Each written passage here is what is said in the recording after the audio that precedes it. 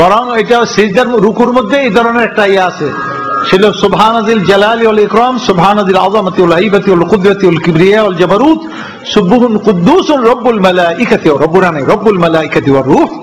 এটা রুকুর মধ্যে এই এটা আছে। এরপর ছোটবেলায় অনেক ফরজ নামাজ এবং রোজা কাজা করেছি, ছেড়ে দিয়েছি, এখন এর প্রতিকারটা কি? এই কথাটা আগে বলেছি, ওই তাইয়াহা ওয়াজনু ওয়াইয়া। যদি ছোটবেলায় নামাজের অভ্যাস ছিল না, বড় হওয়ার পরে নামাজ শুরু করেছেন, তাহলে পিছনেরটা তওবা, ইল্লা মান তাবা ওয়া আমানা ওয়া আমিলা আমালান সালিহান, ভালো আমার সামনের দিকে করেন, পিছনটা সাবসিডাইজড। সুতরাং এটা উমরি কাজা টাজা বলতে আর কিছু নাই। এটার জন্য যে আপনি আফসোস করতেছেন লাউয়ামা, আর এখন ইবাদত করে মুতমাইন্না। এরপরের প্রশ্ন হচ্ছে, ইতিকাফ অবস্থায় হাসপাতালে অ্যাপয়েন্টমেন্ট থাকলে যদি হাসপাতালে অ্যাপয়েন্টমেন্ট থাকে, তাহলে ইতিকাফ নষ্ট হবে কিনা? যদি সেখানে চলে যায়, অ্যাপয়েন্টমেন্টে যদি চলে যায় ইতিকাফ অবস্থায়, হাসপাতালে অ্যাপয়েন্টমেন্টে যদি আমি চলে যাই, তাহলে ইতিকাফ নষ্ট হবে কিনা?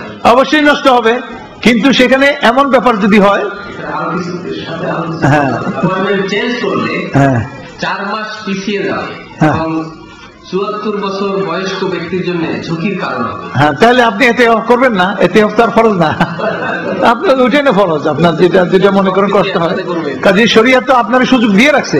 হ্যাঁ, এতেকাফ যে আপনি করতে পারলেন না, যে আফসোস করলেন, এই আফসোসে আল্লাহ এতেকাফের সওয়াব মুতাকিফ আপনার বলা হবে না, কিন্তু সওয়াবটা তো দিয়ে দিবেন। আপনি যে নিয়ত করছিলেন, সেই নিয়তের ওয়েটেজ পেয়ে যাবেন আপনি। প্রশ্ন আরো কিছু আছে, যেগুলো আসলে এগুলো জিনিসগুলো অনেক সময় জিনিসগুলো কন্ট্রাডিক্ট, বোঝাও যাচ্ছে না কি আছে। পড়েন, আমি দেখি ঠিক করতে পারি কিনা। এখানে কোরআন তেলাওয়াতের পর বুঝছি, মানে কোরআন শরীফ তেলাওয়াতের পরে কেউ যদি সাদাকাল্লাহুল আযীম বলে, এটা ঠিক কিনা? মুহাক্কিকিন না, সুন্নত তো নাই। মুহাক্কিকিনরা, শেখ ইবনে বাজ, তাইবের আলেমরা যারা মুহাক্কিক ছিলেন, তারা নিষেধ করতেন, এটা আল্লাহর কিতাবের মধ্যে তোমরা বাড়িয়ে বলো কেন? এই তা আমরা লা বাস বলি, তবে না বললেই মনে হয় ভালো। কোরবানি কি এদেশে দেওয়া যাবে নাকি বৈধ কোনো দেশে দিতে হবে? কোরবানি আপনি যে কোনো জায়গায় দিলেই হলো, দেশে পাঠিয়ে দেন, এইখানে দেন, যেখানে দেন, আপনার কোরবানি আদায় করলেই হয়ে যাবে। তবে এইখানেও তো কোরবানির গোশত খালি গরিবদের না, কোরবানির গোশত আসলে বন্ধু বান্ধব, জামাই, বেয়াই, এগুলো নিয়ে একটু খেতে হয়, কারণ রান পাঠিয়ে দিতে হয়, মোল্লার জন্য কল্লা পাঠাইতে হয়। এগুলো যদি ওই দেশে করতে হয়, তাহলে এগুলো করবেন কেমনে? তাহলে বেটার হলো আপনাদের জন্য সুবিধা, একটা কোরবানি এখানে, একটা কোরবানি দেশে, তাহলে একটু বেশি ভালো না? আল্লাহ মসজিদে না, ওয়ালা তানকুস না, আল্লাহ বাড়িয়ে দেন, কমিয়ে দিয়েন না, কাজেই বাড়ানো হচ্ছে তো ভালো।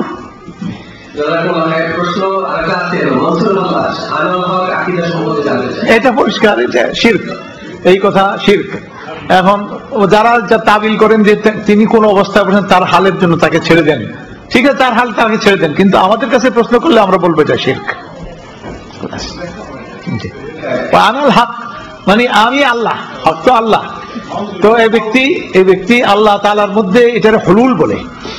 এটা কেন এটা শিরক হচ্ছে? এটা হুলুল মানে যা আল্লাহ তাআলার মধ্যে উনি ঢুকে পড়ছেন, নাউযুবিল্লাহ মিন যালিক। তো কাজী আর তৌহিদের হলো, হযরত জুনায়েদ বাগদাদী রাহমাতুল্লাহ আলাইহি ওনাকে প্রশ্ন করেছে তৌহিদ কি, তো উনি বলছেন তাজরিদুল মাখলুকি আনিল খালিক, তাজরিদুল খালিকি আনিল মখলুক, মানে খালেককে মখলুক থেকে আলাদা পৃথক রাখার নামই হলো তৌহিদ। সুতরাং উনি তো ঐক্যবদ্ধ করে ফেলছেন, যখন করে ফেলছেন তখন আর তৌহিদ থাকলো না, শিরক হয়ে গেল। একজনের কাছে যথেষ্ট পয়সা থাকায় তিনি যাকাত দিচ্ছেন এবং তার কাছে মাত্র 1 ভরি স্বর্ণ আছে, এখন কি তিনি ওই 1 ভরি স্বর্ণের জন্য যাকাত তাকে দিতে হবে? তিনি বলতেছেন যে তার কাছে স্বর্ণ আছে 1 ভরি আর পয়সা আছে অনেক, এই পরিমাণ 7.5 তোলা স্বর্ণ মূল্য পরিমাণ কি আসলো তার কাছে, যাকাত হলো, মানে এই পরিমাণ টাকা আছে, অথচ সে যাকাত দিবে। এখন স্বর্ণটা এর মধ্যে আসবে কিনা? আসবে, স্বর্ণ আসবে। তবে এই মাসালার মধ্যে হাম্বলীরা তারা ফতোয়া দেন, সম্ভবত ইমাম শাফি, এগুলি হুলি, যাকাতুল হুলি বলে, যেগুলি অর্নামেন্ট লোক মেয়েরা ব্যবহার করে, এতে যাকাত আসবে না তাদের। আমরা কিন্তু হানাফি মাযহাবে যাকাতের পক্ষে দিই, আর হাম্বলীদের মধ্যে অনেকেই বড় বড় ইয়ারা এটাকে সমর্থন করেন, কাজে এটা দেয়াই ভালো। জি আমাদের প্রশ্ন যদি কয়েকটা আছে, এগুলো আসলে অত্যন্ত নিম্নমানের প্রশ্ন, এগুলো আমরা ব্যক্তিগতভাবে জেনে নেওয়ার চেষ্টা করা উচিত। তো আমরা আলহামদুলিল্লাহ আমাদের মানে নিম্নমান বলতে বোধহয় এরকম নিম্নমান না, কথাগুলি বোধহয় একবারে একান্ত ব্যাপার, হ্যাঁ প্রাইভেট, সেই জন্য উনি করেন না ওটা, এটাকে নিম্নমান বলা তো ঠিক না। তাহলে যিনি প্রশ্ন করছে না হতে হবে একান্ত ব্যক্তিগত। তো আমরা আলহামদুলিল্লাহ এখন আমাদের শেষের দিকে আমরা চলে যাবো আজকের আলোচনা। আমরা শুরুতেই বলেছিলাম যে আমাদের কিছু মাল্টিপল চয়েস প্রশ্ন আছে, এখন আমরা ইনশাআল্লাহ সেই প্রশ্নের দিকে চলে যাবো। আমি একজন ভাইকে অনুরোধ করবো ভলান্টিয়ার করতে, প্রশ্নগুলো আপনি প্লিজ একটু বিতরণ করে এখানে। ঠিক আছে, নামটা চেঞ্জ করা আমি পরে করতে পারি।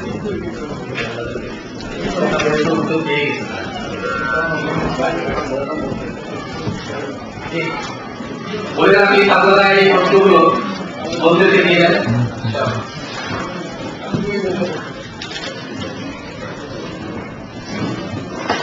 প্রশ্নগুলো সাথে আপনার উত্তর দেওয়ার পরে গিয়ে তারাবি নামাজ পড়ে তাদের সব কম হয়, কারণ নবী সাল্লাল্লাহু আলাইহি ওয়াসাল্লাম বলেছেন মহিলাদের জন্য ঘরে নামাজ পড়া উত্তম। মহিলারা মসজিদে নামাজ পড়লে কি সব আসলেই কম হবে?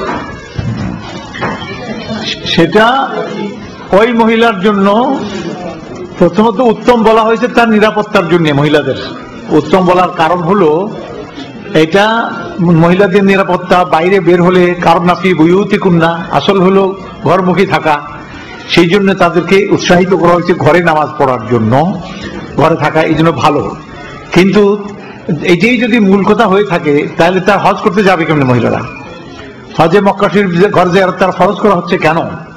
কাজেই মসজিদে এসে হুজুর বলছেন লা তামনাউ ইমা আল্লাহি মাসাজিদাল্লাহি, তোমরা আল্লাহর বান্দীদেরকে আল্লাহর ঘর সমূহ থেকে নিষেধ করো না। তো সেক্ষেত্রে ওলামা বলছেন যদি কোন স্ত্রী তার স্বামীর কাছে অনুমতি চায় আমি মসজিদ যেতে চাই, তখন সে মানা করার অধিকার রাখবে না, সে তাকে মসজিদে যেতে দিতে হবে।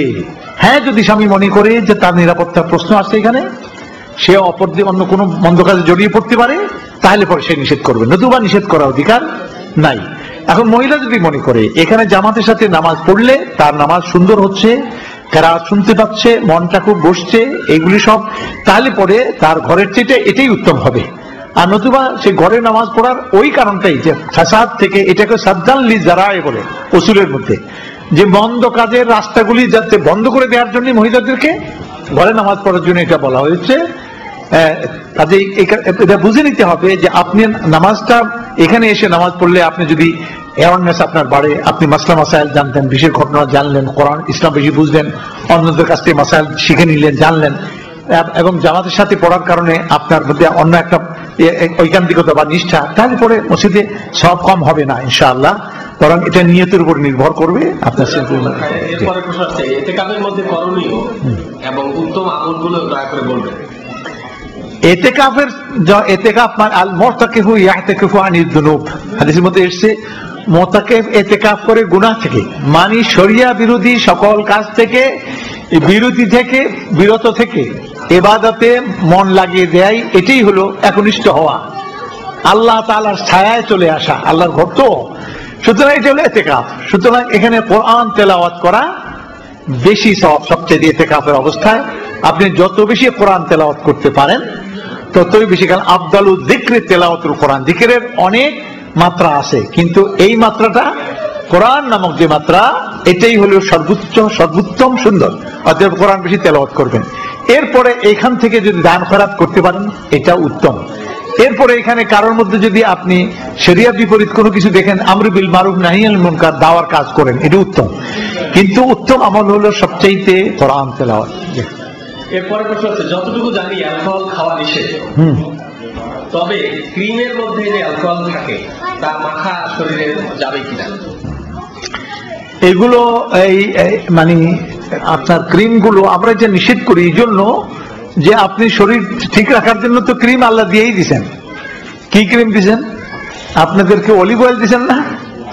এরা যে সমস্ত ক্রিম বানায় এর মধ্যে একটা বড় অংশ থাকে অলিভ অয়েলেরও। অলিভ হলো যত রকম আধুনিক ইয়ে বানায়, অলিভটা একটা অংশ থাকে, এর মধ্যে অ্যালকোহল শুধু থাকে।